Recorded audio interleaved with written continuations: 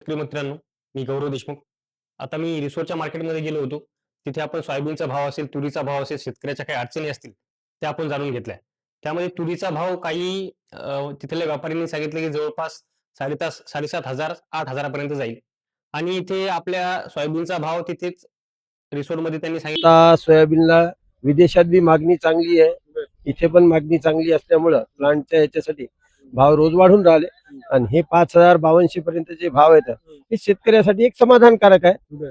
तरी पण काही व्यापाऱ्याचं असं मत आहे की याच्यात आणखीन बी 500 रुपये वाढूच शकतात. मग त्यानंतर आम्ही वाशिमच्या मार्केटमध्ये गेलो. तुम्ही तो व्हिडिओ बघितला असेल. बाजारात ते सुधार होऊ शकते. आता तुरीचे भाव अजून वाढतील कसं वाटतं का तुम्हाला? बाजार तर वाढण्याची शक्यता आहे. वाढण्याची शक्यता आहे. आणि सोयाबीनचे भाव 53 अजून वर जातील. जाऊ शकते कारण अवका फार कमी झाल्या त्यामुळे भाव वाढू शकतात. म्हणजे त्या खाद्यतेलाचे सुद्धा भाव वाढले आणि तिकडे एक्सपोर्ट सुद्धा बरेचसे हे करायचे तशा पॉलिसी झाल्या वाटतं. हो त्यामुळेच भाव वाढत चालले आहे आणि त्यामुळेच बाजार शेतकऱ्यांना भाव चांगले भेटत आहे. त्या व्हिडिओमध्ये आपण गेल्यानंतर आपण तिथं व्हिडिओ केल्यानंतर तिथं बघितलं, की तुरीचा भाव 83 पर्यंत सुद्धा गेलेला होता. म्हणजे 7,500 पासून तर 83 पर्यंत. काही लोकांची 83 पर्यंत तूर सुद्धा विकली गेली होती आणि सोयाबीन सुद्धा 55 पर्यंत सुद्धा तिथे जात होती. तिथं असोसिएशनचे जे अध्यक्ष होते, व्यापारी होते, त्यांनी सांगितलं होतं, की 55 पर्यंत चालली आणि 56 पर्यंत सुद्धा जाऊ शकते, असं त्यांनी सांगितलं होतं. पण आता एक महत्त्वाचा मुद्दा येतो, की फेब्रुवारीमध्ये बऱ्याचशा आपण जागेवर बघितलं असेल, व्हिडिओज बघितले असतील, की फेब्रुवारीमध्ये, मार्चमध्ये तुरीचा भाव, सोयाबीनचा भाव वाढणार आहे. तर आता तुरीचा भाव जवळपास 9,000 किंवा 9,500 पर्यंत जाऊ शकते का? त्यानंतर 6,500 पर्यंत सोयाबीन जाऊ शकते का? तर मी वाशिमच्या व्यापाऱ्यासोबत चर्चा करताना मला एक लक्षात आलं, की जे सोयाबीनचे भाव आहे, ते जवळपास 6,500 पर्यंत जाऊ शकतात.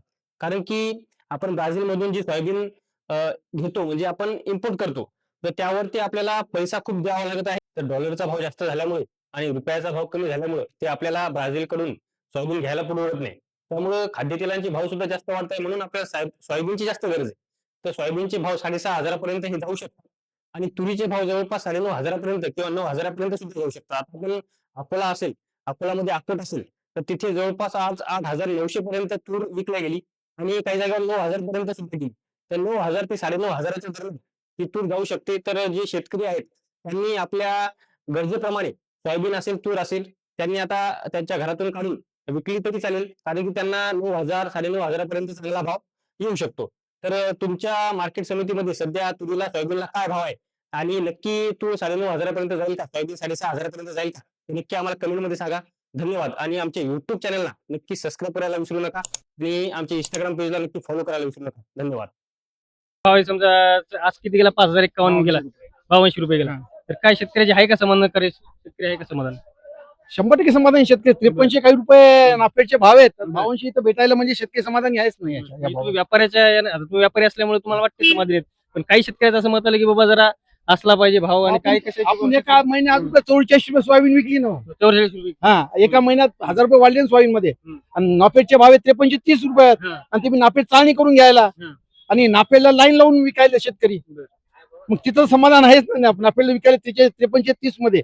इथं 52 मध्ये 100% समाधानी आहे. जागेवर 52 गेल्यामुळे 52 20 52 5.5 विकायला ना. भिजवायचा माल तर 55 विकायला सीटचा माल.